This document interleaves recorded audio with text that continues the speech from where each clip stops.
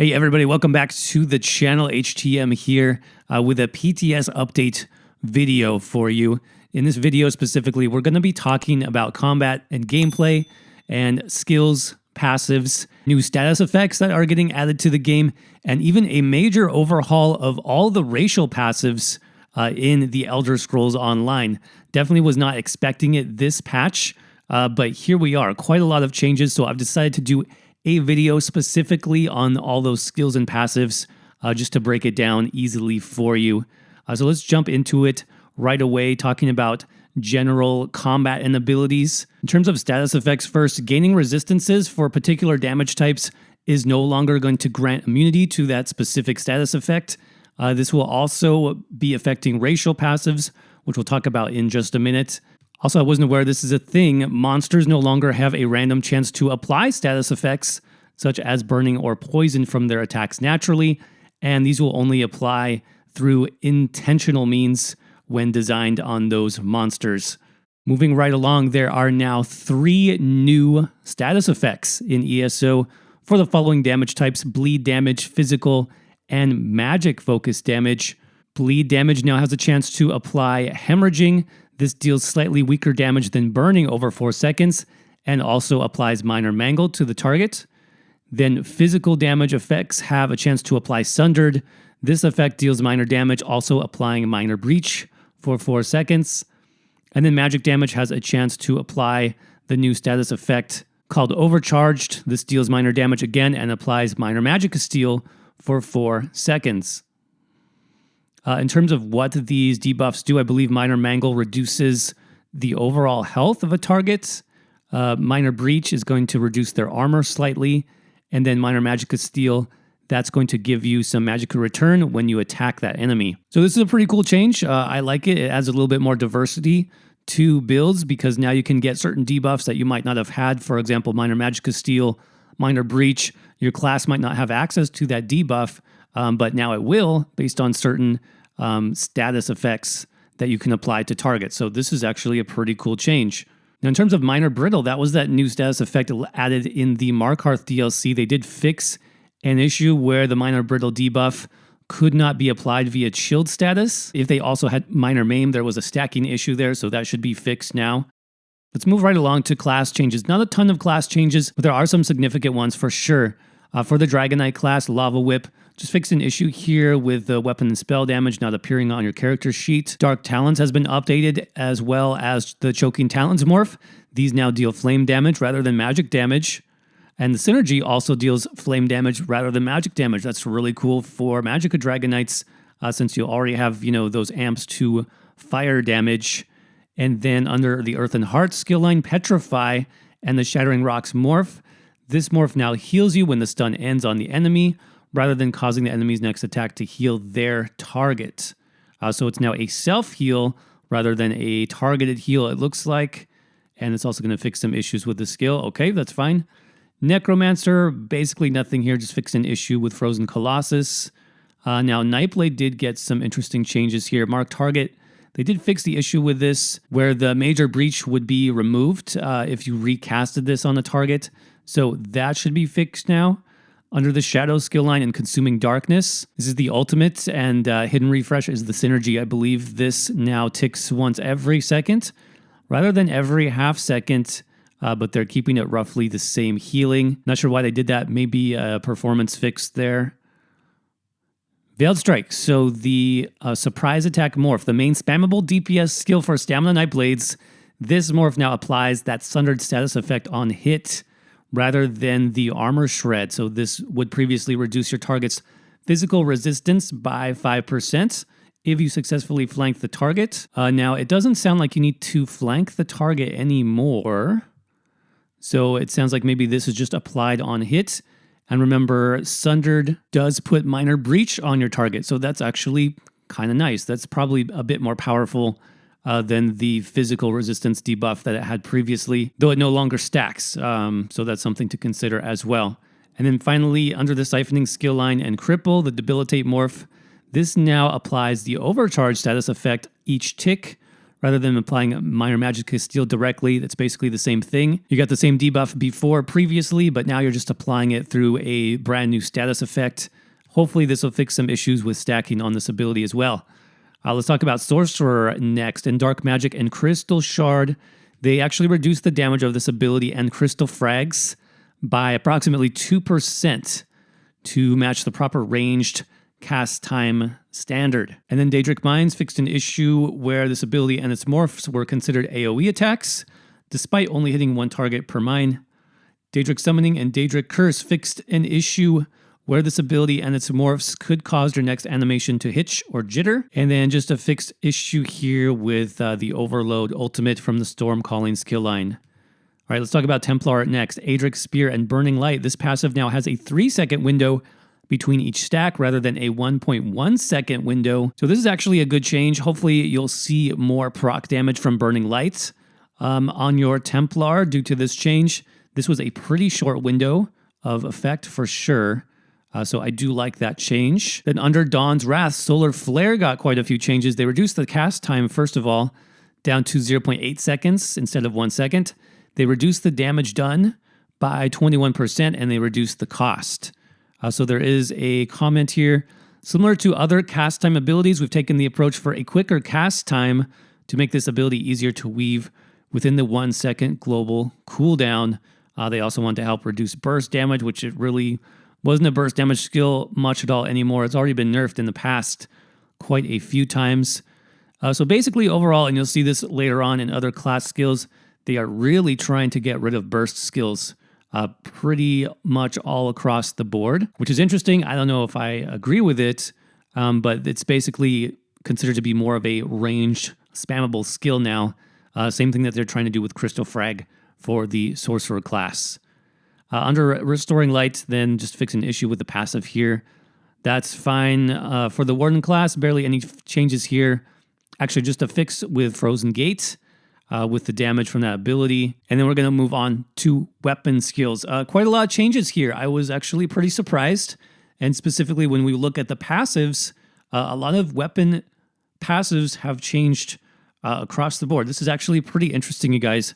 So first of all, under the bow skill line, heavy attacking with a bow now has a completely new animation that's faster and smoother than before with 100% less jitters. So yeah, there you go. I didn't know that was a problem, but apparently it's fixed.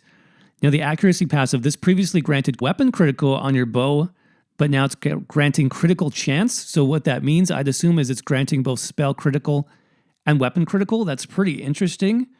I think I have a couple of hybrid bow builds out there. So this will actually be beneficial if you want to run, like some Magicka abilities on your bow build. Kind of cool. Let's talk about Snipe. This is going to fall into that same category that we talked about with like Dark Flare and Crystal Frags. Snipe has a reduced cast time as well, 0.8 seconds, down from 1 second.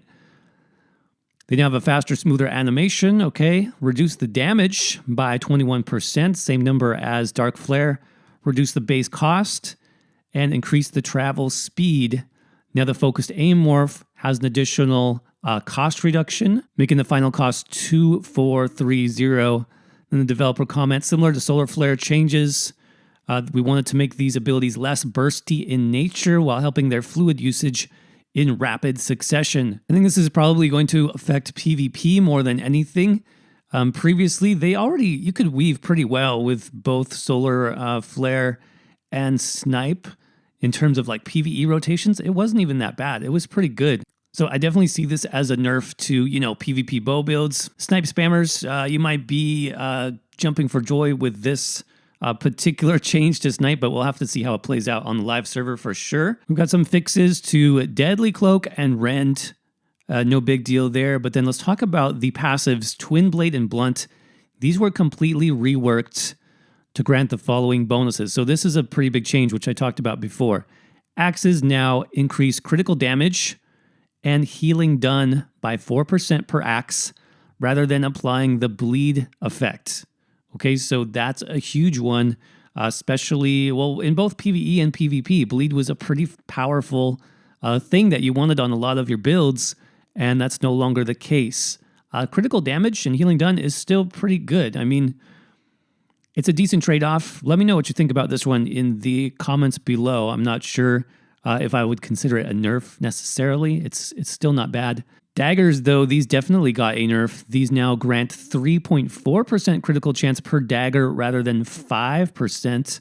Notice, too, that this is critical chance, right? Not weapon critical. So, again, this is going to scale up your magicka-based critical as well as your weapon critical.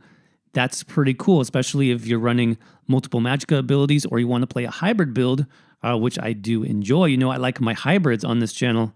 Maces got completely switched up as well. Check this out. Maces now grant passive armor penetration up to 1650 per mace. That's like the same as a sharpened trait, I believe, rather than ignoring 5 to 10% of the target's physical resistance. So this one is a little bit tricky. I'll read the comment below so you can understand more about that. And then swords now grant passive weapon damage, 142 weapon damage per sword, rather than increasing damage done. I believe this is a typo. I believe this is supposed to be weapon damage and spell damage, which we'll see on some of the other weapon passives. But again, this is, you know, good news for hybrids. And if you run magicka abilities on a stamina tune. Developer comment on this, pretty lengthy. The gist of it is they just want the traits and the different weapons to be more balanced. So you have a tougher time choosing between these. Also, maces were a little bit awkward because the armor reduction scaled on the target's resistances. So they decided to move with a flat bonus instead. I actually do agree with that. And then this is important to note as well. Additionally, these effects now apply to any attack rather than martial-based attacks, meaning weapon abilities, to assist hybrid builds and general accessibility. So yeah, I actually like the change. I'm surprised they went this far with it, but I think it's good. I think it's really good. Let's talk about two-handed heavy weapons. It's the similar passive for 2H. Same thing here. Axes now grant crit damage and healing done. Maces have armor penetration, and you can see it here. Swords grant weapon and spell damage. So I think that's the goal here. That's going to boost your stat sheet a little bit, which is quite nice. A couple of bug fixes.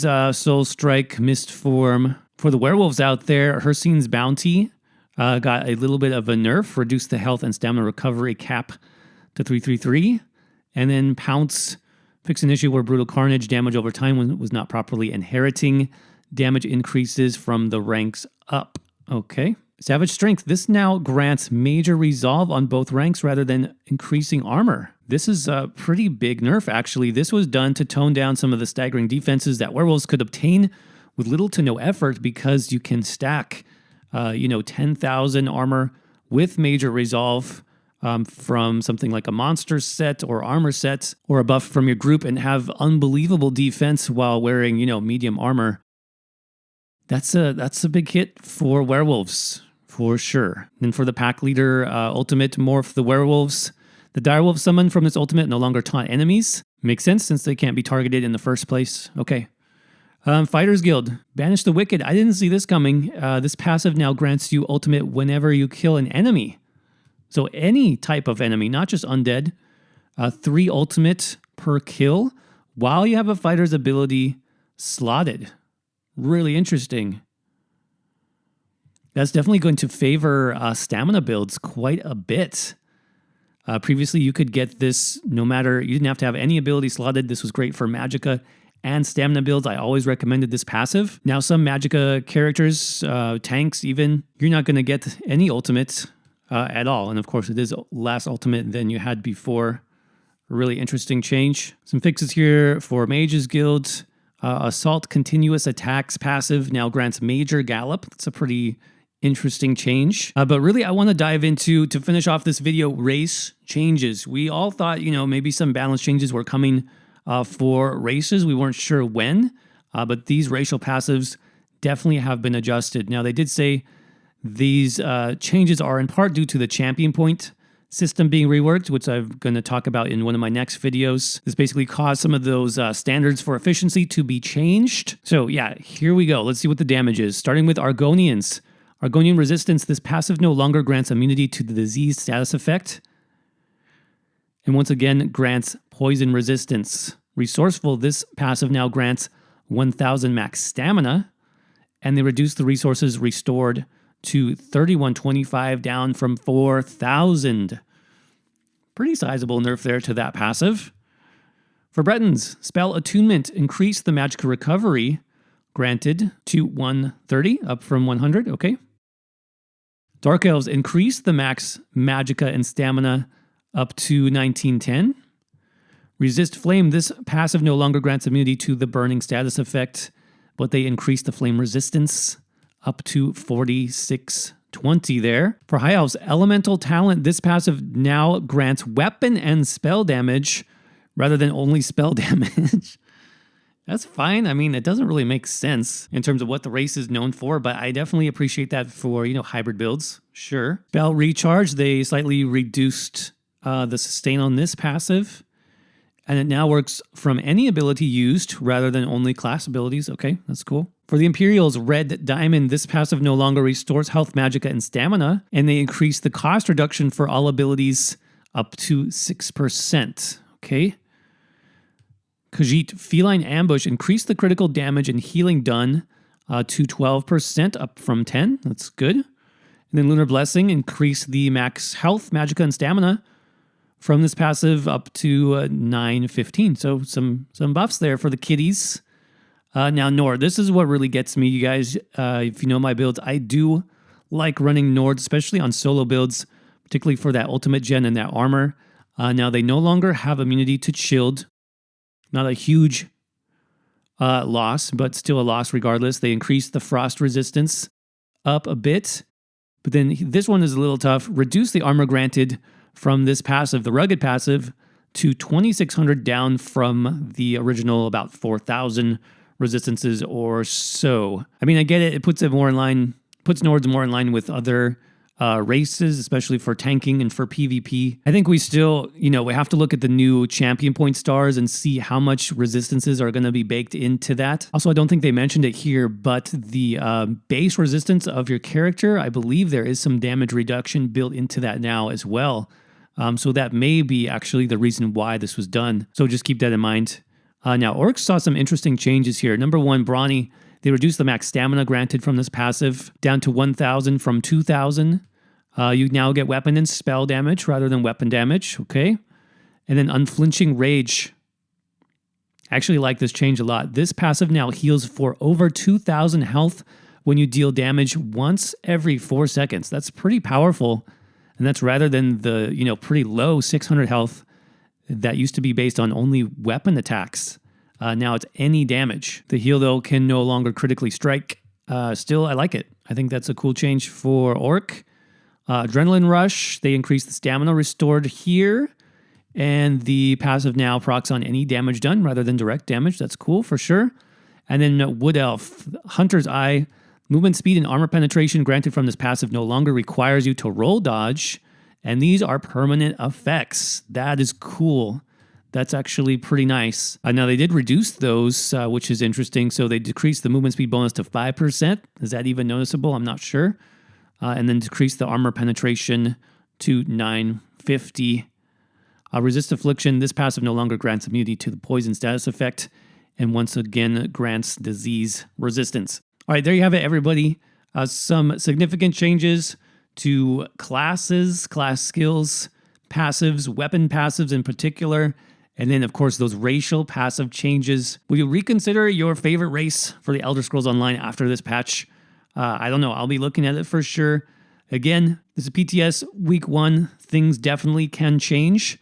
And we also have to look at things like the basic innate stats that are going to be applied to all characters now. There's things like increased spell damage, increased max stats, increased resistances, increased damage reduction. The new champion point system, of course, is going to factor into a lot of this. So there'll be a lot more to talk about here, but just for now, let me know what you think in the comment section below about these skill changes and race changes. If you enjoyed this video or you found it informative, make sure you crush that like button for me. Make sure you're subscribed right here for much more ESO news this week. Maybe even another video later today. Let's see if I can get it out for you guys. As always, thanks for watching, and I'll see you around in the next video.